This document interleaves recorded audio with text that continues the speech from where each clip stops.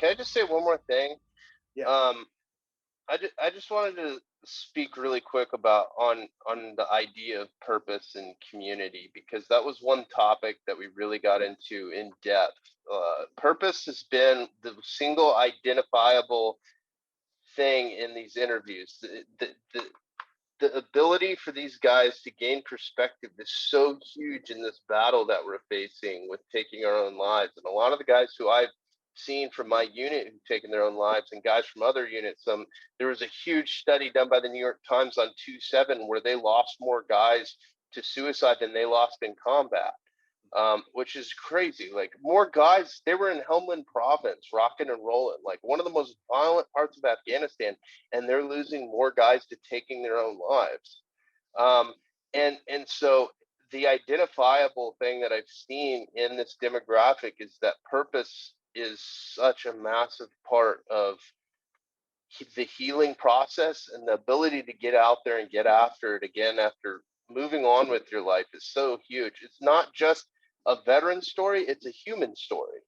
If you don't have a purpose in life, you feel like you're lost, you don't have community surrounding you, reach out to someone. And if you don't feel like you have someone to reach out, trust me, you do. There's somebody out there who wants to hear from you. So for me, like within this work, what I've seen from the World War II veterans and why there were almost no suicides, whether we're the only examples of suicide really saw in World War II were guys taking their own lives because they couldn't serve, because they weren't allowed to go overseas. Um, so like that was an honor thing, right? They felt like they had lost their honor, so they took their own life. On the World War II side, the stories of guys coming back and all the trauma that they went through and coming back, there aren't very many stories of guys taking their own lives. Vietnam, there were a lot of guys that did. It's that purpose. There was no discernible victory, but then also getting back and not feeling like you had a cause to live for anymore. And you do, I promise you, you're worth it. You're important. And so to those guys out there who listen to this, you're struggling a little bit. I always want to get off my piece about this because it's so important to me.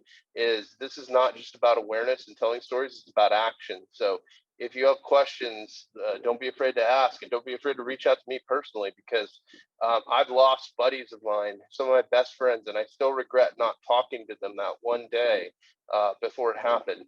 I'll always question myself for that.